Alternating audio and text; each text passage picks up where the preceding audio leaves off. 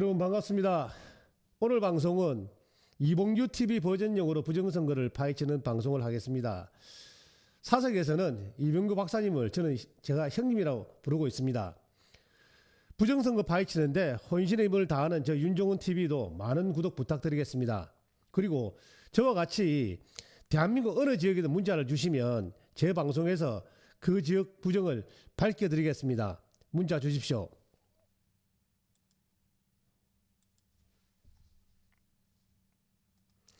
자,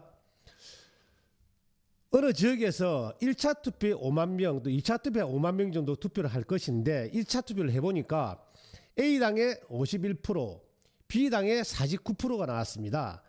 그러면 2차 투표를 할 때 물론 같은 지역입니다만은 51%가 2차 투표 똑같이 51%가 나오느냐 그렇지 않지 않겠습니까? 그리고 49%도 마찬가지로 어떤 흔들리는 편차의 범위를 가지고 2차 투표의 결과가 나올 것입니다. 그런데 이 결과가 예측하는 값이 중학교 3학년 수학에 나오는 표준 편차입니다. 세월이 지나서 많이 잊어먹었으니까 5만 명과 51%를 넣어보시면 표준 편차 값을 구해자면 금방 나올 겁니다. 그 값이 0.2%, 즉 51%가 플러스 0.2 또는 마이너스 0.2로 이 2차 투표에 나타날 것이라는 게 표준 편차 공식입니다. 49%도 마찬가지로 플러스 0.2% 마이너스 0.2% 이 범위 내에서 2차 투표가 이루어질 것이다 하는 것이 표준 편차 공식입니다. 그런데 이렇게 해보니까 표준 편차 값을 구해서 보니까 2차 투표에 어떤 결과가 나오느냐, 이 범위가 그럼 플러스 마이너스 0.2니까 0.44의 범위 내에 들어온다는 거 아니겠습니까? 그런데 해보니까 여기에 100개를 해보니까 몇 개가 이 안에 들어오느냐, 0.44의 범위 들어오느냐, 이렇게 들어오는 거예요. 68개가 통계를 하니까 이 편차의 범위 내에는 68개만 들어오는 겁니다. 그래서 그러면 이게 100개를 하면 99개 정도는 들어와야 안 되나? 그러다 보니까 0.2라는 이 표준 편차 기본 값을 가지고는 안 되니까 이거 좀 늘려가 보자. 늘려가는 게 어떻게 되느냐 하면 여기에다가 표준 편차에다가 2.58배를 곱하니까 요래 곱하니까 얼마가 나오느냐 그러면 0.58이라는 숫자가 나왔습니다. 그러니까 이래 되면 여기는 0.44 두 개 하니까 그런데 범위가 요래 하니까 범위가 많이 넓어지지 않습니까? 그렇죠? 그러니까 2.58배 곱해 보니까 0.58이 나왔습니다. 그러니까 플러스 0.58 마이너스 0.58 즉 이게 1.16 정도의 범위 내에 들어오니까 100개를 실험하니까 아래와 같이 99개가 다 들어오더라. 이런 소리입니다. 이게 표준 편차 공식이고 이 안에 들어오면 즉 B처럼 2.58을 곱하니까 표준 편차 2.2에서 곱하니까 0.58이 나왔는데 이 0.58 플러스 마이너스 0.58 안에 100개 중에 99개가 들어오더라. 그래서 요 안에 들어오면 우리는 대소의 법칙에 맞다 이렇게 이야기를 합니다. 그래서 보시다시피 아까 전에 표준 편차를 구했지 않습니까?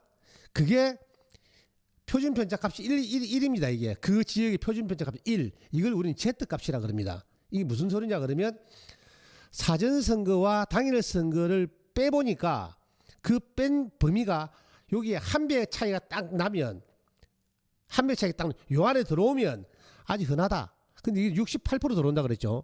그리고 또 2를 곱하니까 플러스 마이너스 2배 이러니까 요거는 그래 95개 정도 100개를 하니까 95개 이 안에 들어오더라.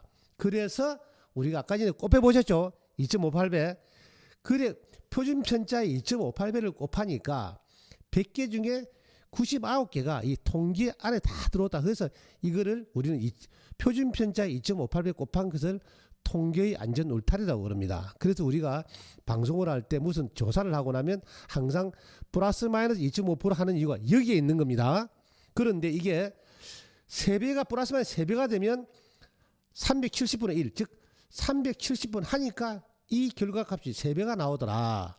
이런 말입니다. Z값이. 그런데 플러스 마이너스 4의 범위로 하니까 4까지 확대를 하니까 이건 어떤 숫자가 나오느냐면 통계를 16,000번 하니까 한 번 정도 나오더라. 아주 드물다는 거죠. 그래서 이 단계가 넘어간 거의 조작으로 보는 겁니다. 그래서 이 Z값은 별게 아니고 표준 편차에서 벌어지는 값입니다. 어떻게? 사전선거와 당일선거 벌어지는 값인데 이게 벌어지는 게 한 2.58배 안에 들어오면 통계의 안전울타에서 거의 다 이렇게 변하더라 이런 뜻이고 가면 갈수록 드물어진다는 이런 값입니다. 이까지 이해 가셨죠? 자, 제가 보여드린 이 선거가 지난 그 총선 때 그 국회의원 총선 때 아까 전에 보셨죠? Z값 표준에서 얼마나 벌어졌느냐 이렇게 벌어졌다는 겁니다. 45, 47, 49 사실은 이 Z값 벌어지는 편차가 플러스 마이너스 7배 플러스 마이너스 7 그 안에 나올 확률이 어떻게 되느냐 하면 7이 나올 확률은 통계를 내고 3,910억 번을 통계를 내면 딱 한 번 나옵니다. 그런데 이 보십시오. Z값 45, 47 평균에서 벗어난 이 값을 한번 인공지능에 물어보십시오. 뭐라고 하는가. 이 45, 47 정도 같으면 인공지능에 물어보시면 우주가 폭발해도 일어나지 않는다고 그럽니다. 우주가 폭발. 그런데 우주가 폭발 일어나지 않을 확률이 지난 총선에서 이래 부지기술이 일어났습니다. 지난 총선의 Z값 평균이 약 40이 넘습니다. 그러다 보니까 이렇게 Z값이 플러스 되는데 더불어민주당한테는 플러스가 나오고 더불어민주당을 제외한 나머지는 전부 다 마이너스가 나오는 겁니다. 이런 게 왜 나타나느냐? 이런 현상 때문에 나타나는 겁니다.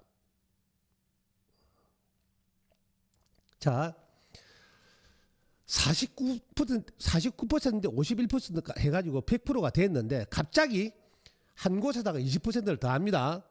이 더해지는 곳이 더불어민주당입니다. 20% 딱 더하니까 69가 되죠. 그러면서 분모가 100에서 120으로 변하는 겁니다. 더불어민주당 외에 다른 당은 아무 변화가 없습니다. 그러다 보니까 여기는 49가 57.5가 되고 여기는 51이 42.5가 됩니다. 여기는 플러스 8.5 여기는 마이너스 8.5가 되는 거죠.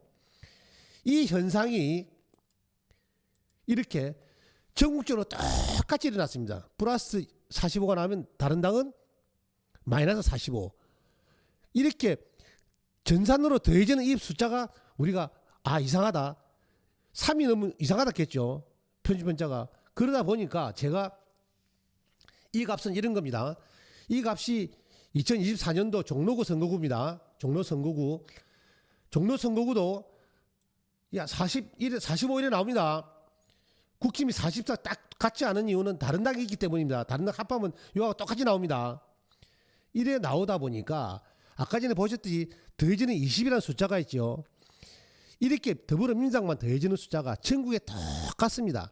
물론 더해지는 방식은 같은데 더해지는 값 아까 20 보셨죠. 어떤 지역은 15, 전라도는 10, 경상도는 8 이런 식으로 더해지는 값의 크고 작은 차이만 있을 뿐이지 더해지는 모든 것이 더불어민주당의 사전선거에 더해지는 겁니다. 그러다 보니까 더해지는 것만큼 Z값이 올라가고 나머지는 떨어지는 거죠. 그러니까 종로가 이런 선거가 나왔습니다. 이 선거 결과를 하고 보니까 밑에 보시면 Z값이 45 뭐 이래 나옵니다. 그런데 그럼 여기에 더해졌을 것이다 가정을 하고 부정으로 제가 종로 선거구 인원수가 여기 있죠. 그 당시에 선거인수가 12만 6,041명이었습니다. 여기 10이 나왔죠. 보정값. 이건 10%라는 말입니다. 그래서 여기에 10%를 곱한 12,604표를 갖다가 여기서 한번 빼보겠습니다. 14,253. 자, 보겠습니다. 자, 이렇게 아마 선거인 수의 10%를 여기서 뺐을 거야 하니까 빼보니까 아까 전에 어땠습니까? 표준 편차가 정상적이라면 플러스 마이너스 2.58배 안에 들어오면 정상이라 그랬죠. 밑에 어떻습니까? 여기 3이 나오는 거는 다른 당 거도 안 빼서 그렇습니다. 0.81% 나왔었죠. 그래서 아마 여기는 10%더 있을 것이야. 이 밑에 숫자 보이시죠? 10, 8.5, 8, 9, 9 나오는데 이래 이야기하니까 다른 사람이 뭐라 그러냐면 왜 종로는 10인데 다른 데는 8.5야, 8이야, 9야. 이거는 이 선거가 의심이 간다 소리거든요. 근데 이 더해진 숫자는 조작한 놈은 알겠지만 나는 조작을 하는지 잘 모르겠습니다. 역산을 해보니까 이메일 더해진 거 같네. 그러면 한번 여기서 이런 생각을 해보셔야 됩니다. 이게 보는 총선은 1인 1표제입니다. 한 사람이 한 표를 행사를 합니다. 그런데 지방선거는 어떻습니까? 한 사람이 7표를 행사를 합니다. 1인 7표입니다. 그러면 1인 7표의 범위를 보겠습니다. 자, 만약에 서울 성동구에서 선거를 하게 되면 우선은 서울시장을 뽑아야 됩니다. 그 다음에 기초비례를 뽑아야 됩니다. 광역비례 뽑아야 됩니다. 기초단체장 뽑아야 됩니다. 그 다음에 교육감 선거를 해야 됩니다. 요 5개는 성동구가 한 선거구입니다. 그런데 나머지 2개 성동구 의원과 서울시 광역의원은 선거구가 나누어집니다. 그 선거구 안에서. 그렇죠. 그런데 왜 이 말씀을 드리느냐. 한번 이렇게 더해지는 숫자가 그 지역에 정해지고 나면 자 서울시장 뽑는데 만약에 3%를 더했다 인구수에 그러면 총투표수가 같아져야 되기 때문에 성동구청장 선거도 3%를 더해야지 총투표수가 맞습니다. 그 다음에 기초비례도 마찬가지고 광역비례도 마찬가지고 교육감도 어느 누구에게는 3%를 더해야만이 총투표수가 맞아떨어집니다. 그러면 비례의원과 광역의원도 마찬가지지 않겠습니까? 선거구는 나눠줬지만 인구수의 3%를 더하기로 마음먹었으면 거기도 더해지지 않으면 총투표수가 맞지 않는다는 겁니다. 그렇기 때문에 잡아내기 쉽다는 겁니다. 보시겠습니다. 성동구 비례의원입니다. 광역비례.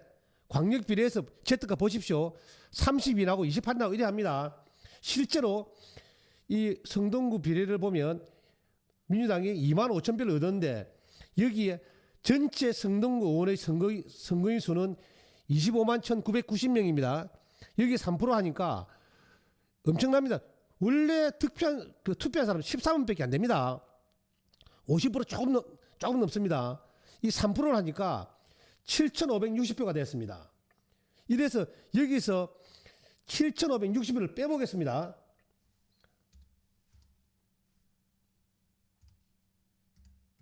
자, 한번 보겠습니다. 이렇게 변해지는 겁니다. 이게 표준 편차 2.58에 딱 들어오지 않습니까? 그러면 성동구 비례가 이랬다면 똑같은 지역인 성동시장을 볼까요? 그때 성동시장 선거 누가 나왔습니까? 송영길이 나왔고 오세훈이 나왔습니다. 이 송영길 23,893표입니다. 여기에다가 똑같이 수를 대게 똑같이 빼줘야 돼. 빼주기 전에 어떻습니까? 집값 이래 멀어지가 있습니다. 3만 32 이 어마어마하게 벌어지가 있습니다. 그런데 여기도 7,560표를 빼보겠습니다. 한번 보겠습니다. 어떻게 변하는가. 이 보십시오. 이게 2.5배 딱 들어오지 않습니까? 그래서 7,560표 이거 다 성동광역비례, 성동시장 이거 다 전국에 인쇄 다 넣겠습니까? 저는 이거 불가능하다 생각합니다. 1인 1표 하는 대통령 선거 같은 경우는 표가 딱 한 종류입니다. 총선은 254종류고 지방선거는 광역만 779개고 기초가 226곳이고 광역 기초 비례까지 치면 이건 한 2천 몇백 곳 됩니다. 이거를 전부 다 인쇄를 집어넣었다. 이 의원까지. 이거는 불가능합니다. 한번 볼까요? 그러면 이렇게 광역에서 넣었으면 표가 갈라지는 자 이거는 성동 1 선거구의 광역의원 선거입니다. 선거인 수가 어떻게 됩니까? 67,367명으로 줄었습니다. 그래도 인구수의 3%를 더했으니 3%를 빼야 되겠죠. 그러면 3%가 2,021명입니다. 2020. 그럼 여기서 현재는 어떻습니까? 값이. 이게 어마어마하게 틀어져가 있습니다. 이거 5만 명보다 안 되는 겁니다. 6,918명에서 한번 빼보겠습니다.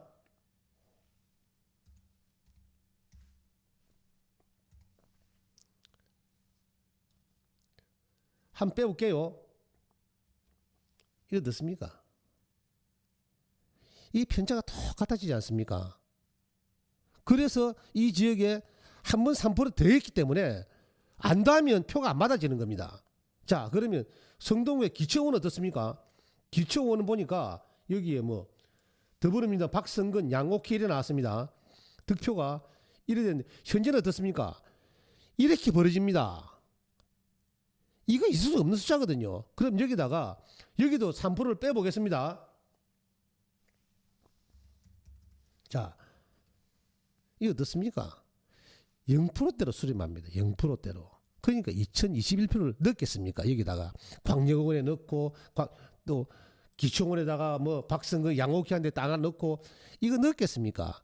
저는 불가능하다고 생각을 합니다.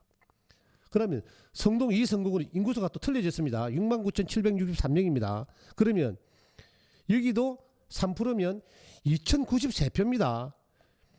민주당 사전투표가 8,203표라 했는데 지금 안 맞잖아요. 이렇게 Z값이 15, 15 어마어마하게 벌어 이거 안 맞지 않습니까? 그럼 여기다가 2,093표를 빼보겠습니다. 어떻습니까? 이렇게 각 지역마다 갇힌 대인수이기 때문에 빼는 중간에 편차가 2.58m 그대로 적용되지 않습니까?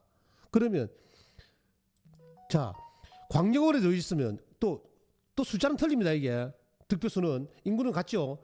여기도 한 빼볼게요. 여기 빼면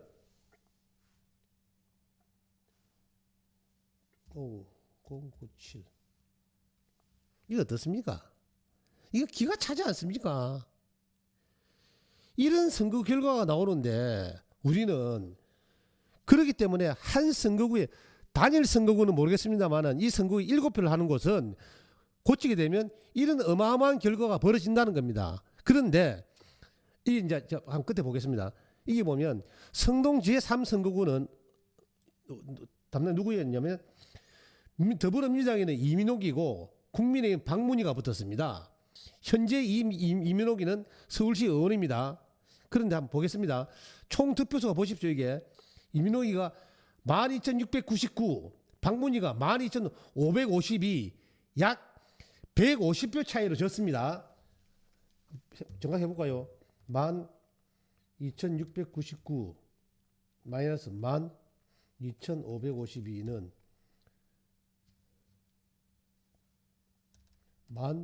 12,699 마이너스 12,552는 147표로 지금 박문희가 졌습니다.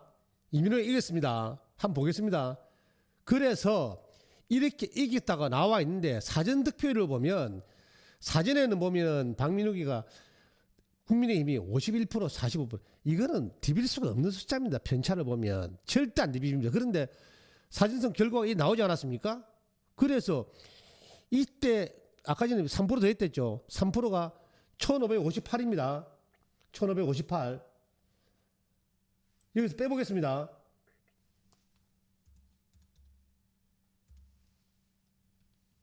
자 보십시오.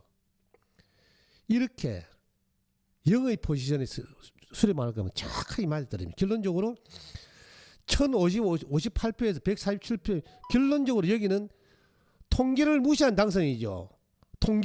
통계에서 이루어질 수 없는 당선, 즉 부정선거라는 겁니다. 이래서 우리는 부정선거를 막아야 됩니다.